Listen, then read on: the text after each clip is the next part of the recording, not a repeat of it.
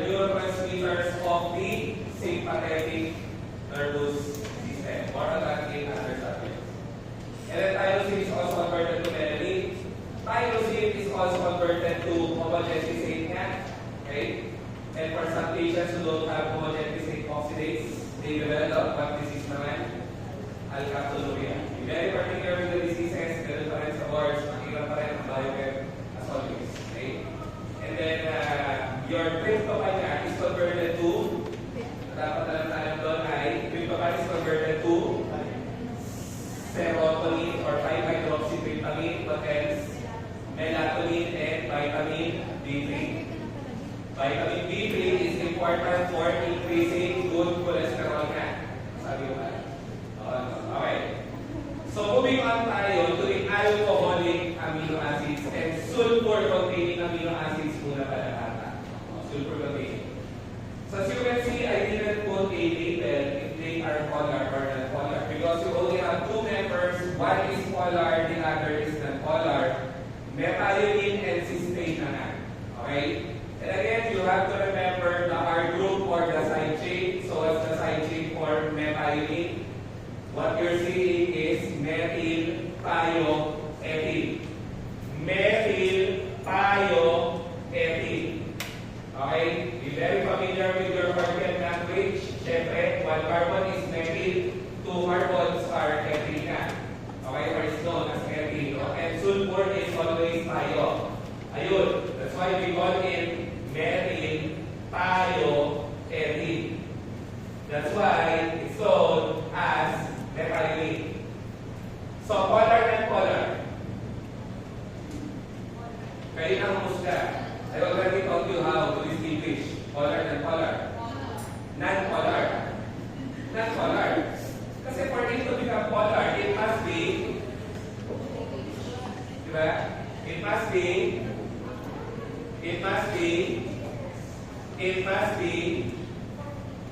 diba? It must have, okay. So you're not seeing SH, you're only seeing S, not polar.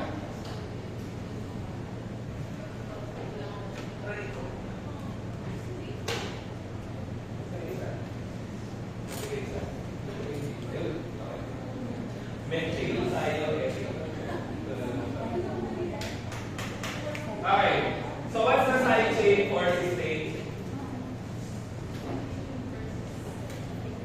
Siyempre, that's already polar. Okay, what's the name of the side chain? Mercapto. Mercapto is SH, diba? So what do you want about carbon? Methyl. Okay? Sometimes you also see the term it has a thiol. That's also correct, right? Because mercaptans are also known as thiols. Okay? So another term for the side chain would be sulfhydryl group. Okay? So methionine nga is the starter amino acid.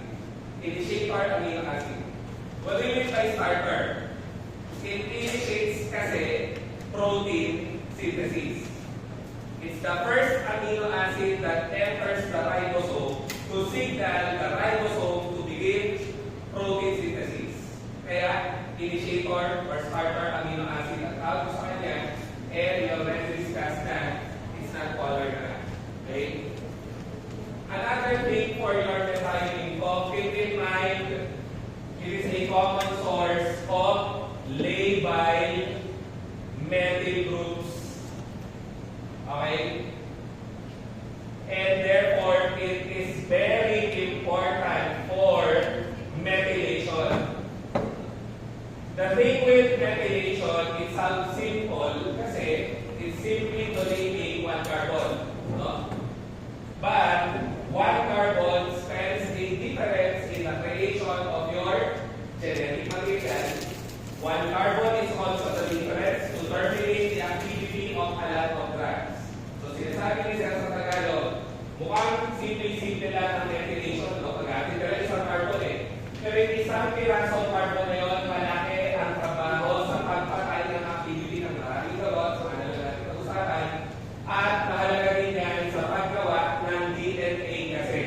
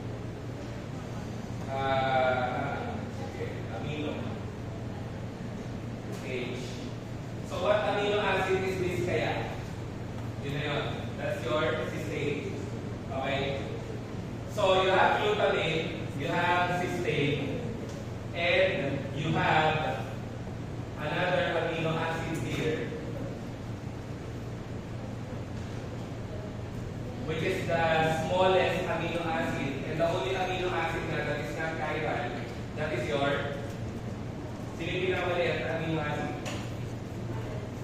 Pinaka-maliit. Glycine, diba? It has 2 hydrogens na. Can remember na? Layo na, no? Actually, di lang pala pala. Glycine, CH2 with the amino and the acid. CH2 amino, the acid. The acid is used to produce peptide bonds. Let me just fix this one. It should have been like that if you have hydrogen. Kasi you should show hydrogen bonding to carbon. So glutamate, cysteine, glycine, that's now your glutathione.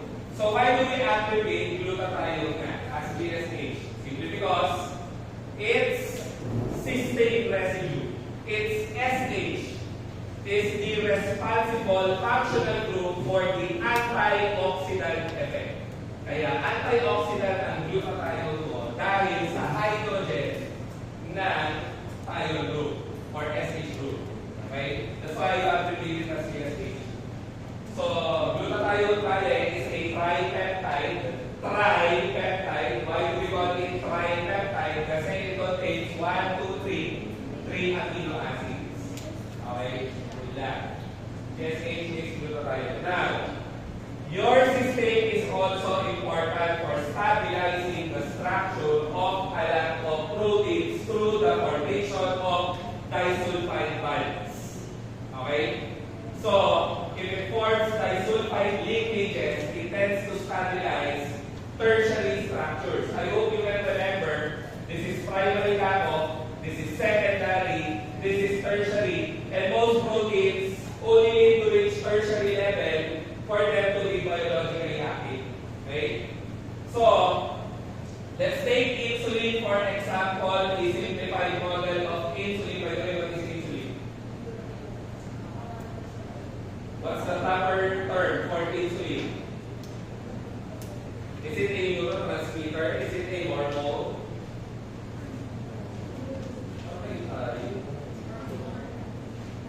Hormone, diba? Insulin is produced from the beta cells of the pancreas. And most hormones are what? Protein in nature. Okay? As I have said, a simplified model of insulin would be looking like this, looking like that, looking, this is just to show you that it is stabilized by disulfide bonds. Disulfide bonds. So, what amino acid is expected to be found at the disulfide bond? Siyempre, cysteine. Kasi nga, cysteine can form the disulfide bond. Okay? So, what process is involved now in the disulfide bond formation? Oxidation. Okay? Because it's removal of hydrogen. If you look closely to it, you know. You have cysteine, you have removed the hydrogen to form the disulfide bond. Okay? Wala sanang makamali. Cysteine is an amino acid. Cysteine is not an amino acid. Cysteine kasi is dimer of cysteine. Nasa baba. Cysteine ay dimer ng cysteine. So, hindi siya amino acid. Lagi tinatawag. Cysteine, amino acid, cysteine hindi. Okay? Cysteine hindi. Because cysteine is a dimeric form of cysteine. And you don't have to draw. Okay? The point of that is for us to see na you need 2 amino acids of cysteine or 2 cysteine residues. By the way, we call amino acids residue talaga. Residue. So, you need 2 cysteine residues to form disulfide bond. Without disulfide bonding, there will be no tertiary structures and there will be no biologically active proteins. Okay? So, sinabi lang ni Sir, mahalaga sa disulfide bond formation ng cysteine ko, pag nagsama na dalawang cysteine through oxidation, ang tawag mo na ay cysteine. Okay? Cysteine. Moving on to polar amino acid, syempre, alcoholic amino acids. So, as expected, they'll be having OH, serine, threonine na nga.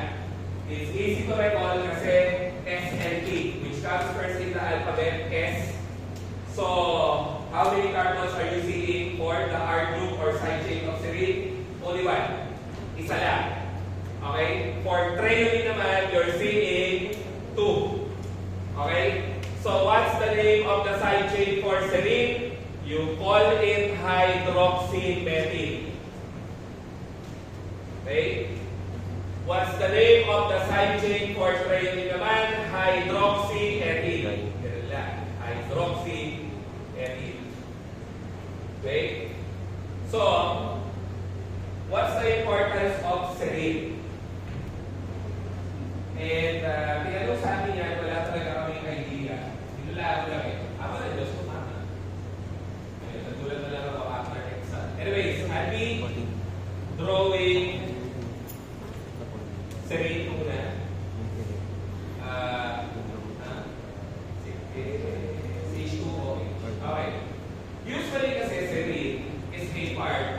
We're doing this actually. Serine is usually part of phospholipids. Phosphatidyl serine. Okay? Phosphatidyl serine nga is converted to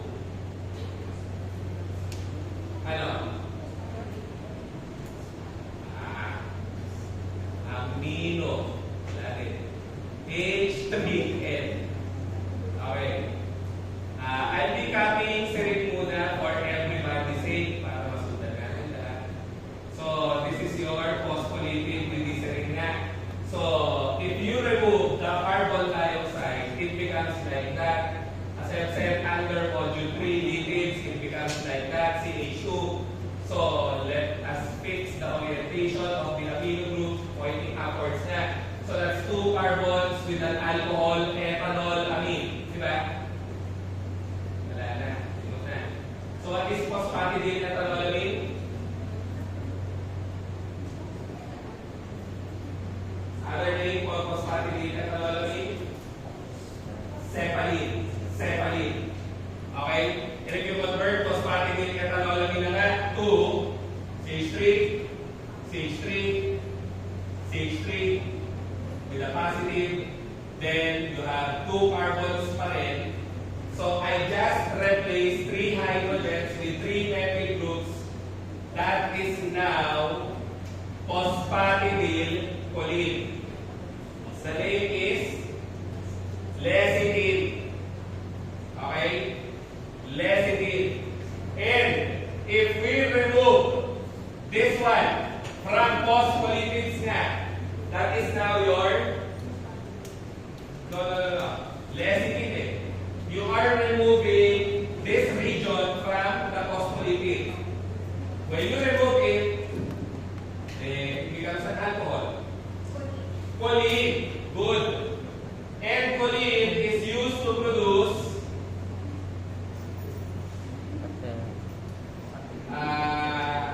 let's remove it from the phospholipid. Let's replace the hydrogen with acetyl.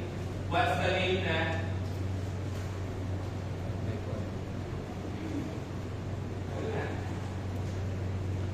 Choline yun. Naglagay ka lang ng acetyl. So ano na pangalan? Acetylcholine. Diba? What is acetylcholine?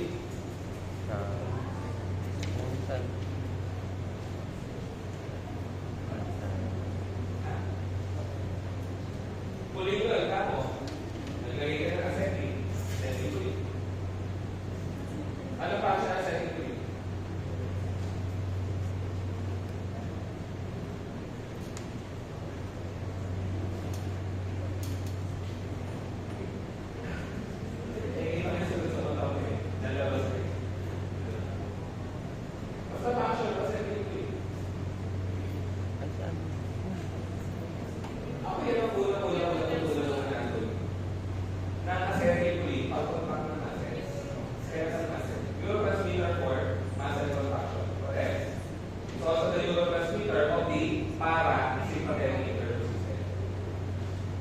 And the autonomic nervous system.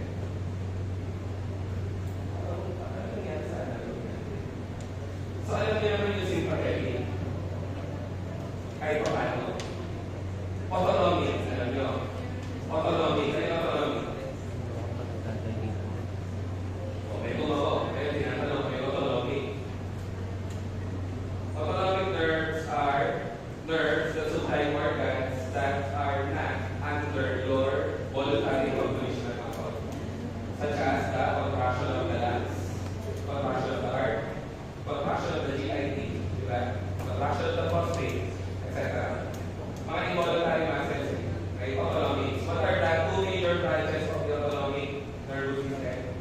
sympathetic, parasympathetic. And the neurotransmitter of sympathetic is epinephrine catecholamines.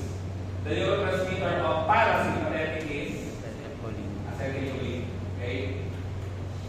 So, yun. Kaya maraming gamit ang acetylcholine. So again, acetylcholine here is indirectly produced from what amino acid? Serine. Okay? Acetylcholine is indirectly produced from serine. Okay? So, what is the other importance of alcoholic amino acids? Well, as parts of proteins. Okay? And also as parts of enzymes. Okay? They can be phosphorylated. Ito na, maraming gamit sa pharmacology 1. Phosphorylation.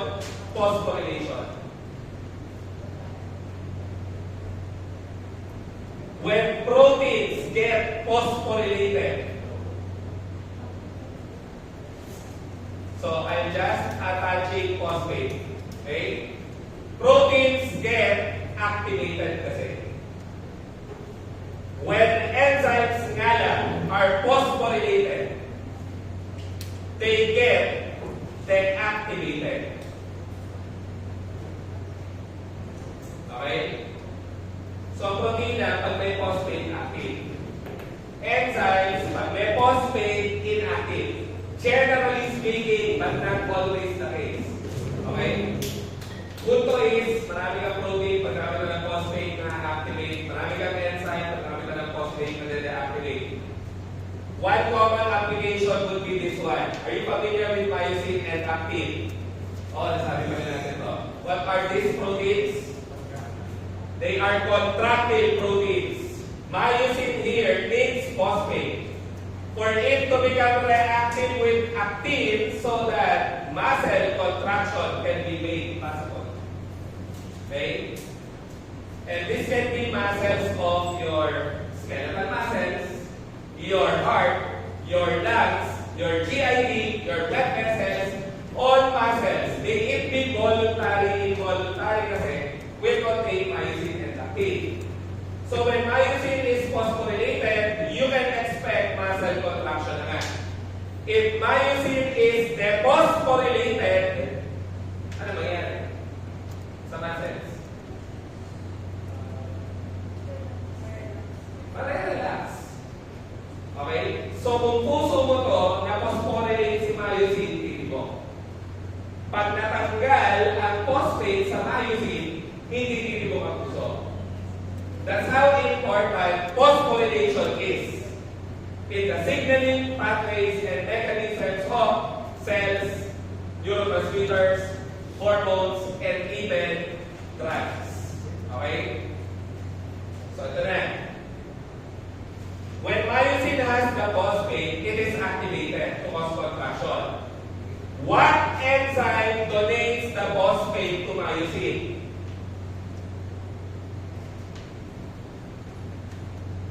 Myosin light chain kinase. Light chain is just a description of the protein, so it's not that important, no? But this one is very important. Whenever you hear kinase po, it simply means it's for phosphate transfer. Sa Tagalog na Tagalog version, basta may K, kabit phosphate. Si kinase magkakabit ng phosphate. And we will now be abbreviating it as MLCK. Okay? So MLCK donates the phosphate to myosin to cause muscle contraction.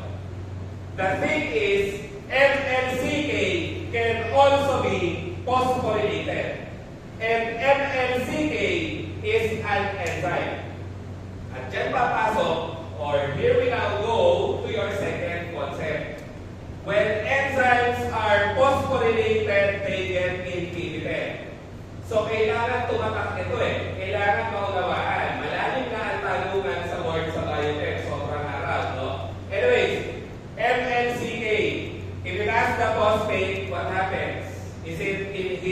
or activated? Inhibited. MLCK, kasi it's an enzyme. We already stated na for enzymes, the general rule, if they get the phosphate, they get inhibited. So if MLCK here is phosphorylated, you lose phosphate for myosin. Contraction is not possible. Therefore, if it's the heart, reduce contraction. If it's your lungs, bronchodilation. If it's your skeletal muscle, you can move your muscle. Okay? Because myosin does not have the phosphate. From whom does it receive the phosphate kasi? MLCK. Si MLCK nagka-kinase, nagkakabit ng phosphate. Okay? Si MLCK, enzyme. Ang enzyme, pag may phosphate, inhibited. So, pag may phosphate siya, there's no phosphate for myosin. Therefore, contraction is not possible. If you remove the phosphate from MLCK, what happens? MLCK can now attach phosphate to myosin. Muscle contraction is now possible. Okay? So again, ito lang yun eh. Ito lang yun. Dito lang iikot. If it's a protein and it gets the phosphate, it's activated. If it's an enzyme and it gets the phosphate, it gets inhibited. So if you want a drug to lower blood pressure, what do you want from myosin and MLCK?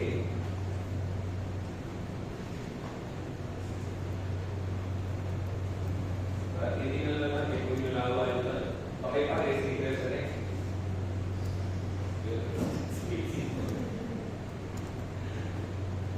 If you want a drug that can lower the blood pressure, what do you want to do with your myosin and myosin activated?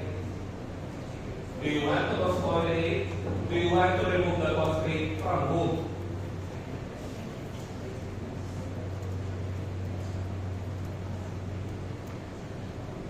Let's put more context. Myosin is found in the heart. Diba? Myosin is found in the blood vessels, arteries. So if these muscles contract, what happens to the heart? Contract. If the heart contracts, what happens to your blood pressure? Increase. If the muscle is in the artery and it contracts, what happens to the blood pressure? Increase also. Remember, if the blood vessel is constricted, diba? You're putting more resistance to blood flow. Pinipigilan mo ang dugo, umagos. And therefore, the pressure of the blood will be elevated.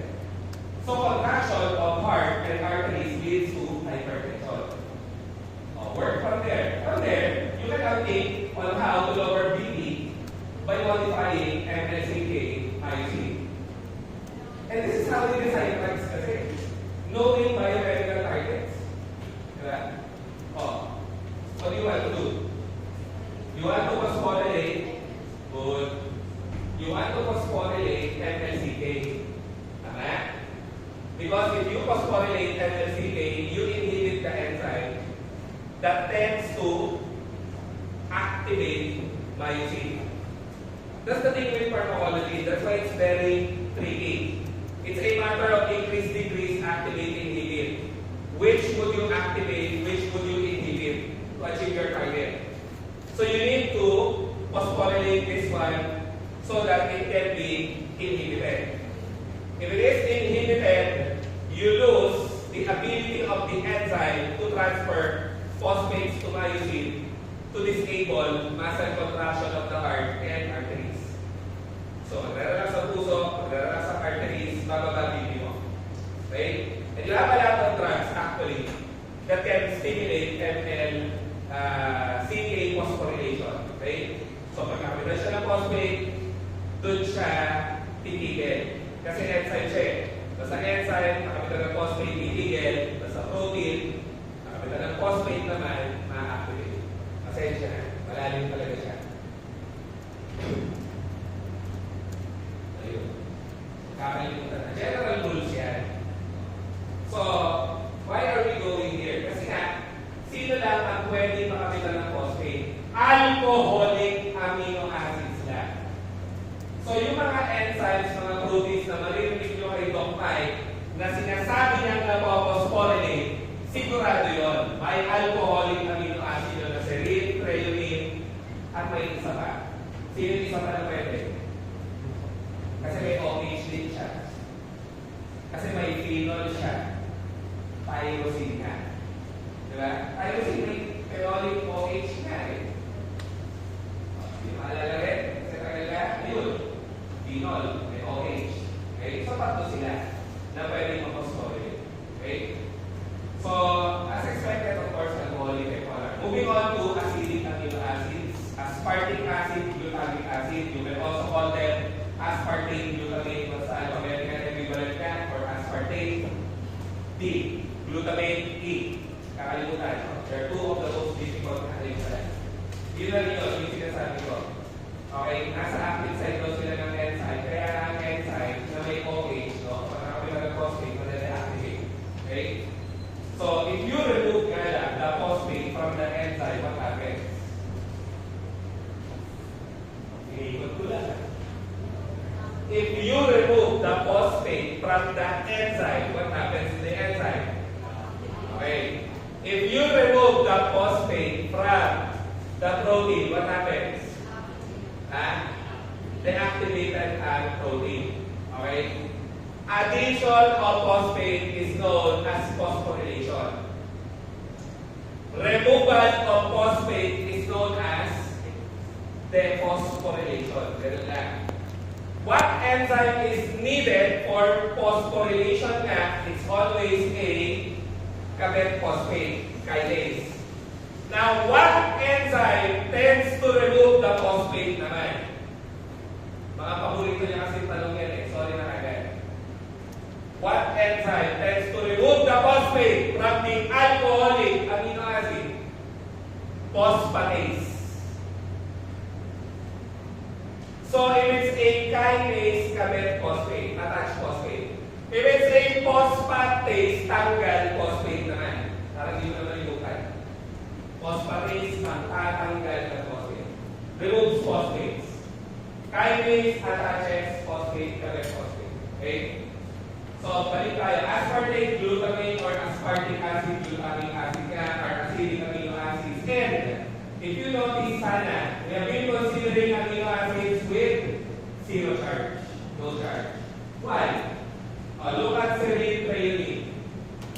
Positive, negative, cancel, zero. Positive, negative, cancel, zero. Ganun din from the previous examples. Positive, negative, zero. Positive, negative, zero. So I am emphasizing that because your acidic amino acids will be the first group of amino acids that will be having a charge. Okay? Negatively charged nga sila. Why? Because of the second carboxylic acid group. Remember na when carboxylic acid groups ionize, di ba? Ionize or dissociate in solution, they assume a negative charge. Since the acidic amino acids contain a second carboxy group, they are cancel, negatively charged. Cancel, negatively charged. Okay? Pag acidic ang amino acid, negatively charged in physiological pH. So can you name the side chains nga for the two?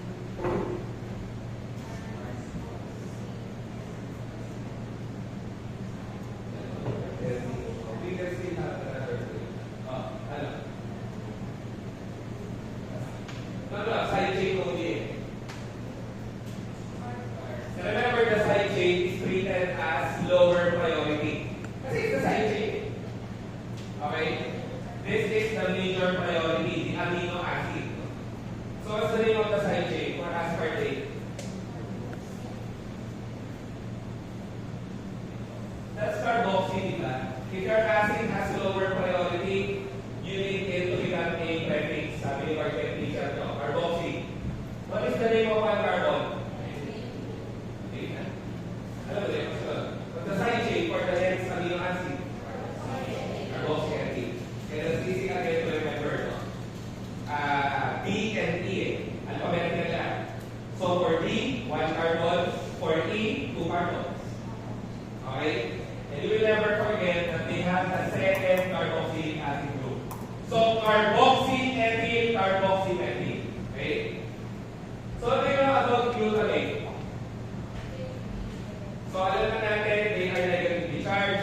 Glutamate is a stimulatory neurotransmitter. What is glycine and GABA? Anong klase neurotransmitter? Glycine, GABA? Inhibitory. What is the normal work of inhibitory neurotransmitters, kapos? They tend to inhibit stimulatory. That's why we call them inhibitory. Okay? Because normally stimulatory neurotransmitters are high so that we can respond on a moment-to-moment basis. No? But when you get tired, you need your inhibitory neurotransmitters to inhibit the stimulatory neurons. And glutamate is one of the most powerful na stimulatory neurotransmitter. Okay? It allows you to retain memory, both short-term and long-term. It allows you to have a rational state of mind. Okay? It allows you to learn, to process things, to stay awake, etc. Right? Sorry. So, glutamate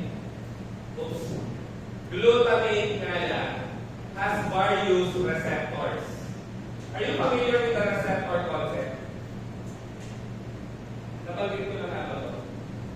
Most drugs and neurotransmitters and normal molecules inside the body have a receptor to attach to so that they can exert their effects. Okay? So, the most popular glutamate receptor kasi is NMDA, ulitin ko NMDA, hindi MMDA, N-methyl D-aspartate. Because the receptor possesses aspartate. Okay? What else? Ka. What is Ka? Kainate. Kainate or kainic acid. You can do away with remembering this one, but you must not forget this kasi it's pretty common nowadays in BioChem questioning. And NMDA kasi is perhaps the well-studied receptor for glutamate. Marami lang study kay NMDA. So, if your drug, ito lang, application na, tingnan natin, if your drug is an NMDA agonist, are you familiar with the term agonist? Pag agonist, activator. Pag antagonist, inhibitor. Anti-agonist na. Okay? So, you have activators of receptors. We call them agonists. We have blockers of receptors. We call them antagonists. So, if your drug kako is an NMDA agonist, what is your drug? Stimulant or depressant? Stimulant. Okay? Kasi it activates the stimulatory receptor, the NMDA. If your drug is a glutamate agonist, then your drug is also a CNS stimulant. Okay? So when do you use CNS stimulants? Tingin. Yan, parang may kailangan nyo ngayon. Compress. Pwede, sige. Yung pinakamadali, huwag mo na pumunta sa mood disorder. Ano? When do you use stimulants? Pag inaantok ka, sleepiness. And what is that sleeping disorder? Kala, it's not normal, by the way, if you've heard. No? Sandalog. Sandalog. Sandalog. Sandaltulog. Literal. Even on standing, they easily fall asleep. Ayun, parang gano'n. Okay. And it's dangerous for them. They don't want to sleep, but they fall asleep. Yung problema, even while standing. And this is because of loss of stimulatory neurons in the brain. That's why they easily fall asleep. So for people who easily fall asleep, you give them CNS stimulants. Okay? And back then, methamphetamine was a drug for narcolepsy. Are you familiar with methamphetamine? Shabu. Dati ang shabu legal because it's a stimulant for narcoleptic patients and also an anti-obesity agent. Anti-obesity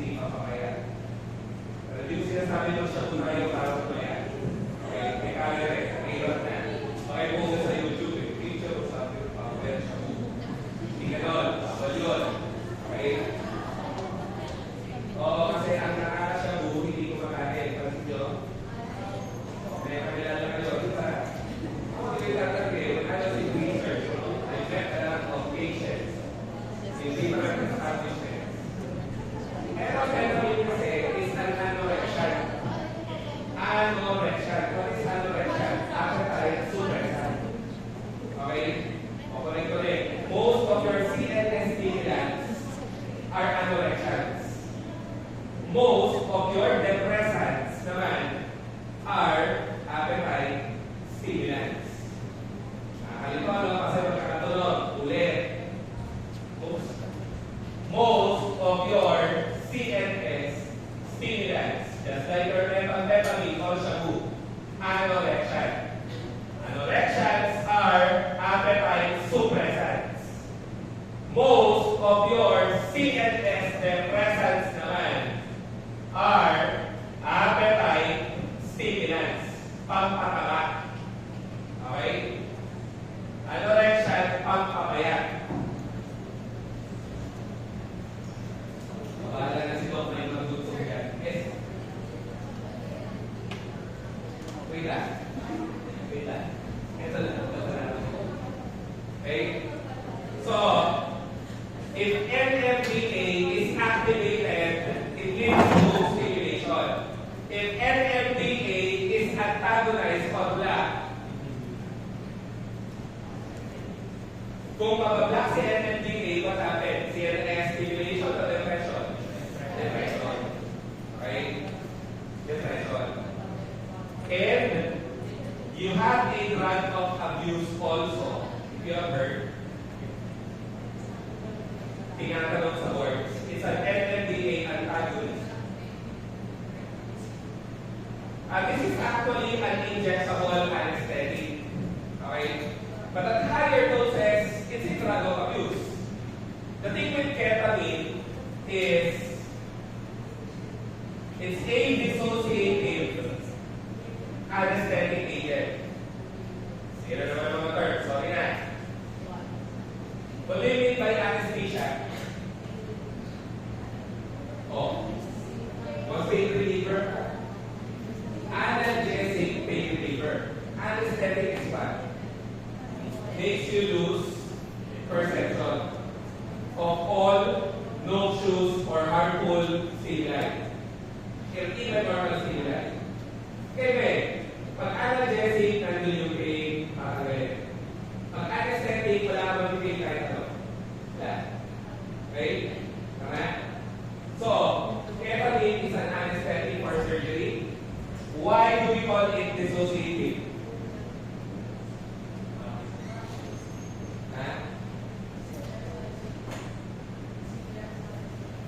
Similar or severe hallucinations? Severe. Kaya dissociative, it makes patients dissociated from reality. Sobrang layo sa reality. Okay? Pwede yung nalo yung loob. Ay masyado silang bata. Hindi lalo yung nalo yung loob. Hindi wala dito nakakala kung nalo yung loob.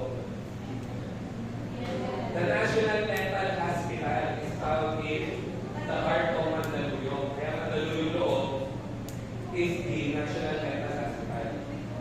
Oo. You will see sa dati back in 2008 to 2006 to 2008. I had close encounters with ketamine addicts na talagang dissociated sa reality. Bigla tatapos sa labas sa butuan. Sisigaw ng A. B. Nag-alphabetize. You know why? Because they say that they're seeing the letters falling from the sky. Dissociated na sa reality. Okay? Malala ang sometimes.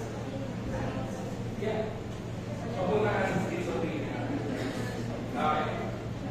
Anyways, the common question in the licensure exam nga, ketamine daw tends to block one amino acid, which is implicated in schizophrenia. Yan na. What is schizophrenia? It's a severe form of psychosis. Ano yung psychosis? Psychosis. Ano common feature ng psychosis?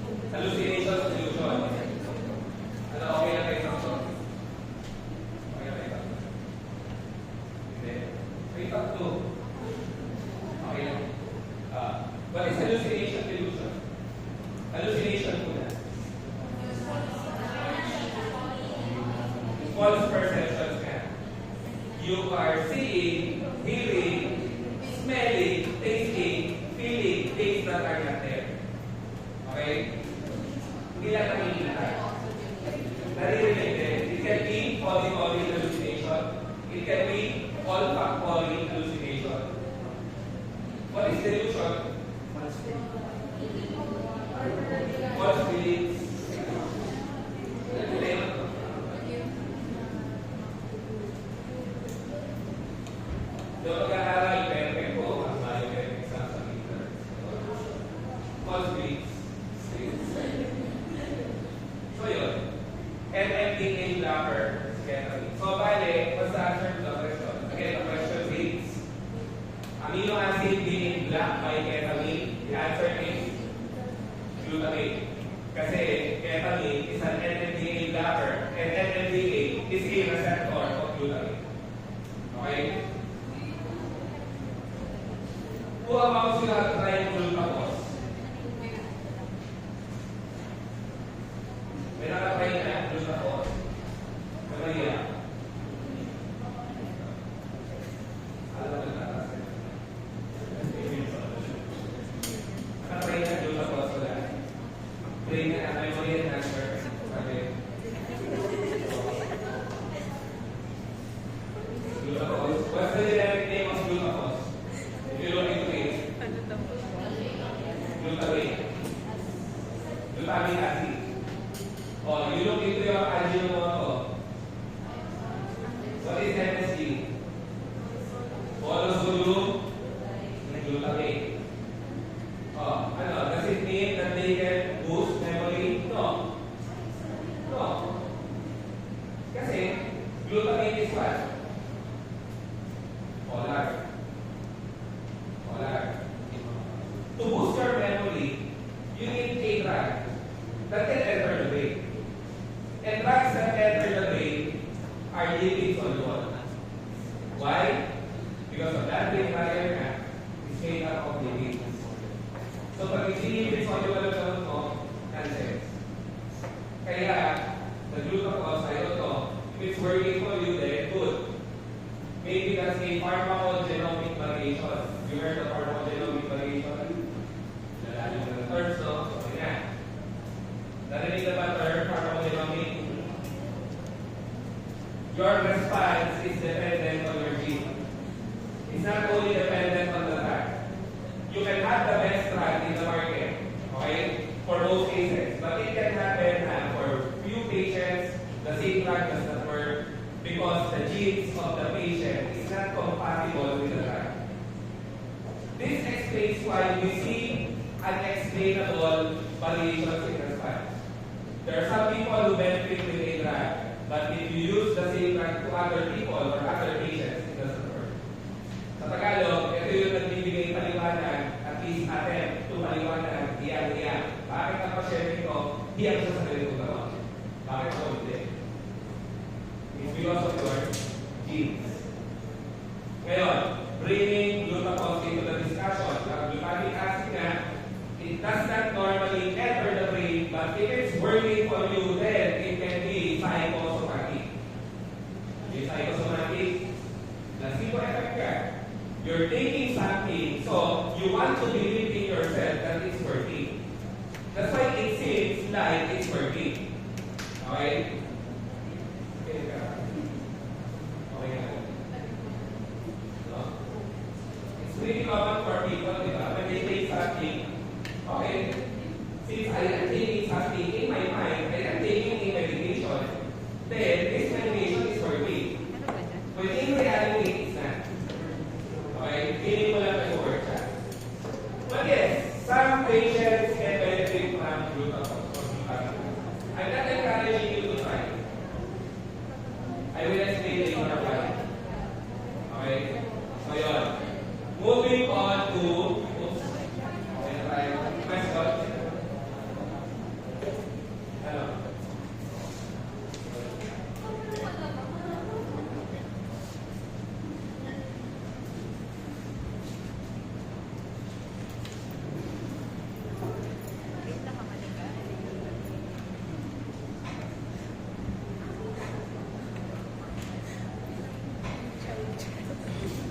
Okay, so you have acidic, of course, you have basic amino acids.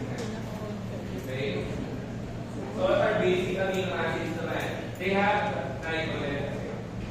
They have excess nitrogen. And whenever there's nitrogen at the base, according to our organic teacher. So what are the three basic amino acids? Cysteine, arginine, lysine. The easy way to remember them is halide. Halide. Cysteine, arginine, Okay?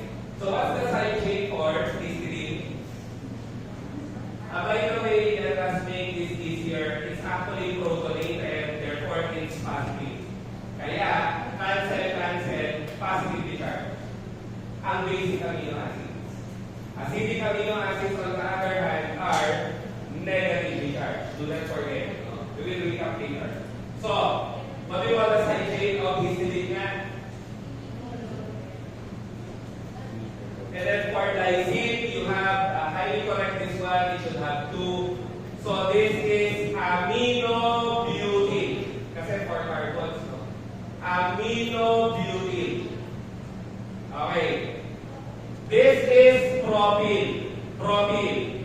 Kaya lang, what is this? Whenever you see two amino groups connected to a carbon, and the same carbon is double bonded to a nitrogen. There's a pattern, no? 3 nitrogens, 1 is double bonded, you call it guanine. Guanine. But the double bonded nitrogen is protonated. It's protonated. So it becomes guanidine. And it's frequently asked na, what is the only amino acid that contains propyl, guanidine, or guanidine group, arginine. Arginine, guanidine. Hindi mo na malilimutan sana. Okay? So what's the common feature again for the 3? They have excess nitrogen. That's why they are basic. Okay? So yun. So important points na tayo. As a group, all of them are positively charged inside the body. And then histidine here, histidine, if it enters the enzyme, histidine then carboxylase. What happens? What is decarboxylase nga? Removal of carboxylic acid group. So you are going to remove that. What happens is you have CH, you have amino, and you remove the carboxyl group, replace it with H, then you copy the rest. Ganun lang. And this is now your very, very popular na neurotransmitter / organoid. I will condense this muna to, okay? So, it's an amine. It's a neurotransmitter. We call it an organoid nga. It's histamine. What are organoids? These are substances produced by a cell which exerts its effect in the same cell or in the same organ. Yung epekto sa sarili. Okay? And what does histamine do na? Histamine is popular in what response? Allergy. Okay? So yun. So allergic reactions are due to histidine. When histidine is converted to histamine, histamine causes allergy. What else is another popular effect of histamine? Wait na sa atin. Sabi ko nga. Like acidity. Histamine causes ulcer. Okay? Sorry na. Histamine has 2 receptors. H1 causes allergy. H2 causes increased acid. So if you want an anti-ulcer drug, you need to block histamine 2. If you want an anti-allergy drug, you need to block histamine 1. That's how you name receptors kasi. There's no way out of it. They have numbers. And you must know the normal responses. Dahil ginagawa yan. Sobra. So, pharmacology na lang. Tapos pinapakita ng pharmacology. So, yun na. H1 causes allergy. H2 causes hyperacidity. Okay? So,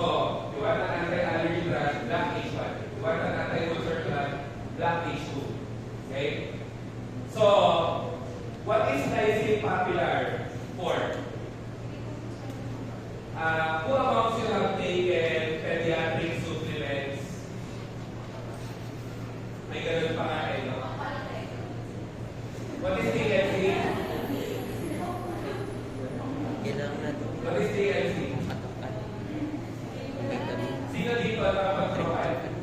Patingin na. So, yes.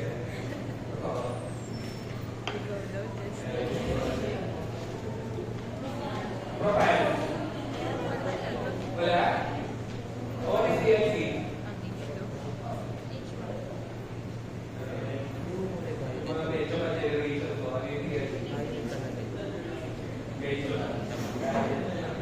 Parang mga generation. Tender lagi kaya tao.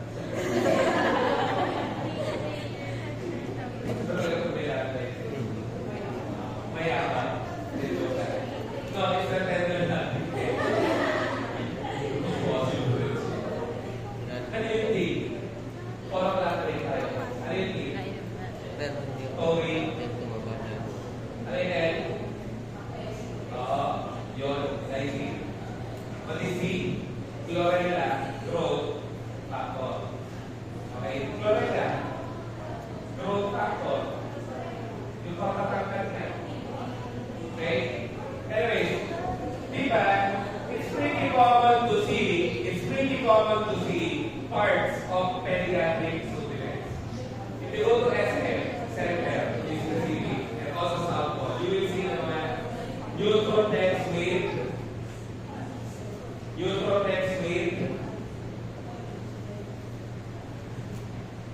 hindi pala tingin sa mga gawa talaga ng Nutrotex with lysine. So what is the purpose of lysine in pediatric supplement?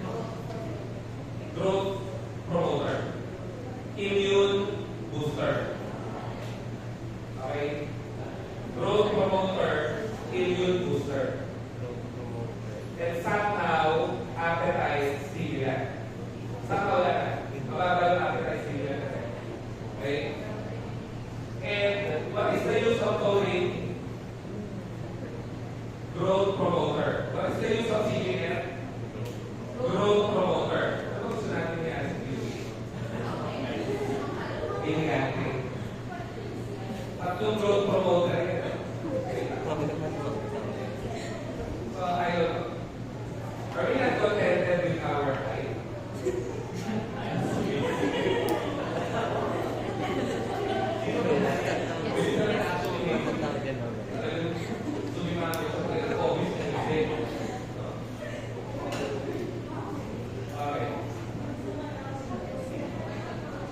And last but not the least, among the major amino acids, you have your average-containing amino acids. RGD pa pala. I can get it for you. See, arginine, the vanadium group, can enter the enzyme nitric oxide synthase, so that it is converted to nitric oxide. And when nitric oxide is formed inside blood vessels, it's always a vasodilator. Meaning to say, arginine is a normal anti-hypertensive. Normal siya pampababa ng blood pressure, arginine. Kasi nagkakas ng vasodilator. Okay? So yun. You need to know the name of the enzyme for creating nitric oxide. NOS, nitric oxide synthase. So moving on, your amide-containing amino acids, they are polar, obviously, because they have amide, and they are isospheres of aspartate glutamate. Isospheres meaning derivatives. Ganun lang, para masimple. So, asparagine, glutamine. Asparagine is letter, and glutamine is letter. Glutamine. So, it's basically the same with aspartate glutamate if you look closely. Tama? Kasi kanina, for aspartate, what are we seeing? Carboxymethyl. For glutamate, you're seeing carboxyethyl. Diba? So this is aspartate, this is glutamate a while ago. Remember all? Ayan. Aspartate, COOCH2. COOCH2. COOCH2, CH2. Ito yun, glutamate. So if we were replace now the oxygen with nitrogen, then they become amides. Diba? So, pag-view on the side chain, amido-methyl. How about the next one? Amido-ethyl. 2 carbons. Okay? Now, if they occur with their conjugates, o ang sinabi ni Sir, pag nasa mixture sila ng kanilang pinanggalingan, this is asparagine, this is aspartate. This is glutamine, this is glutamate. If they occur in one mixture, it's very difficult to separate them because they have similar properties. Tinatanong, sabi na. Pag may mixture ka lang ng asparagine, aspartate, glutamine, glutamate, it's difficult to separate because they share the same properties, physicochemical properties. That's why it's very hard for us to purify them. Okay? So ilan, asparagine, glutamine, amide, that's it. No? They are isosteres nga of asparagine, glutamate. And amides nga are stable. I hope you can recall back. And this is the reason why you're not seeing charges. Kasi they cannot ionize. Hindi sila nagkaka-charge. Because amides are stable, because amides are capable of, ano nga yun sa organ? Amides are capable of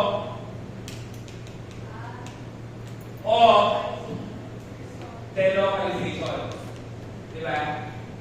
A simple concept to delocalization nga is what?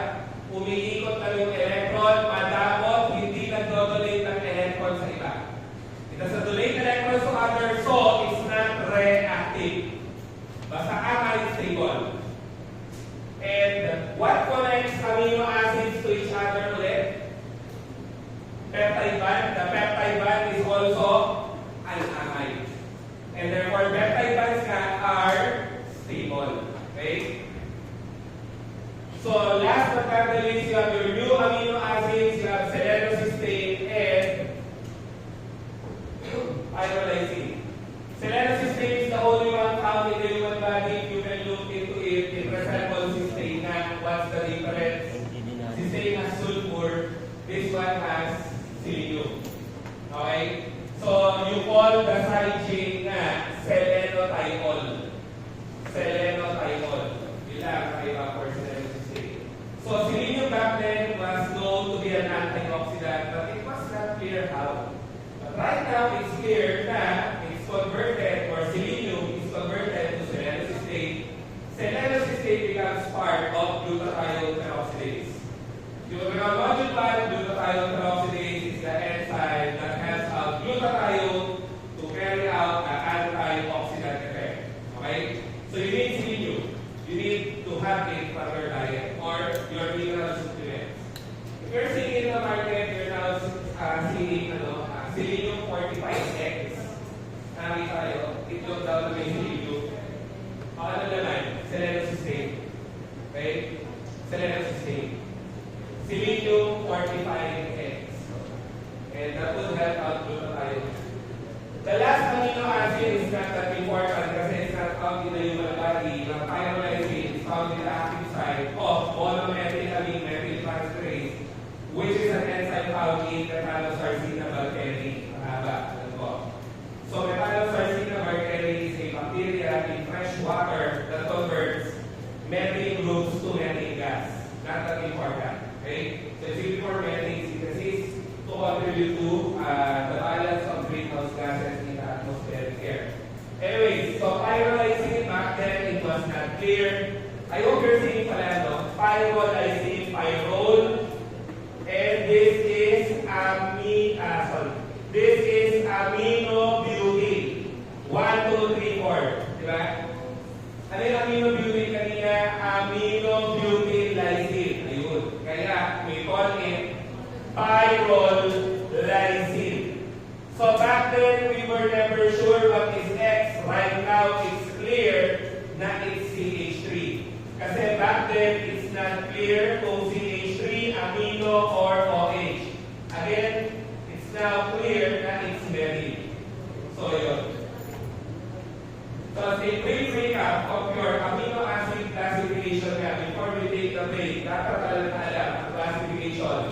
You have polar and polar. Okay? So what are the non-polar amino acids nga? We have 22 all in all, diba? So, you have number 1, aliphatic amino acids nga. Leucine, isoleucine, valine, alanine, glycine, diba? Alisin ang libag, sabi natin, no? And,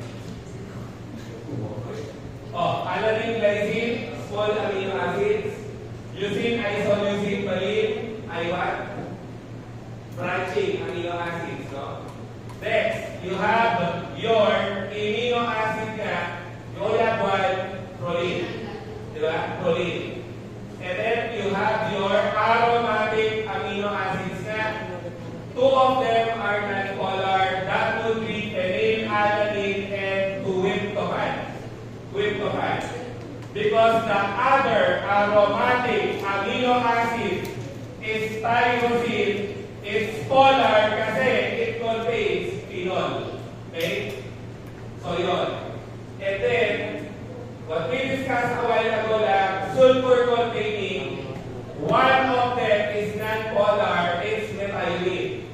The other one is cysteine. Nirinig ko lang, lahat to discuss natin. Ina-outline ko lang. And then, you have your alcoholic amino acids. Non-polar. Dito dapat, sorry. Alcoholic amino acids. You have serine, threonine. Okay? And then, you also have your acidic amino acids. I hope you won't forget. They are the only negatively charged amino acids. And that would be aspartate, glutamate. And then we had the basic amino acids naman. All of them are positively charged. You have histidine, you have arginine, you have lysine. Okay? And then you have your amide containing. What are the amide containing? Asparagine, glutamine. Okay? And then your new amino acids, new. You have pyrrolysine, you have selenocysteine. Both of them are also polar. So you only have 9 non-polar amino acids, 5, 6, 7, 8, 9. You have 13 polar amino acids na.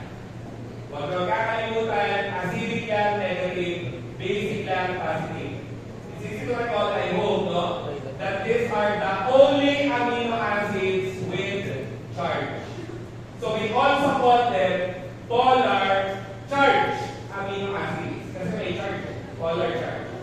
The rest kasi, you call them polar uncharged amino acids.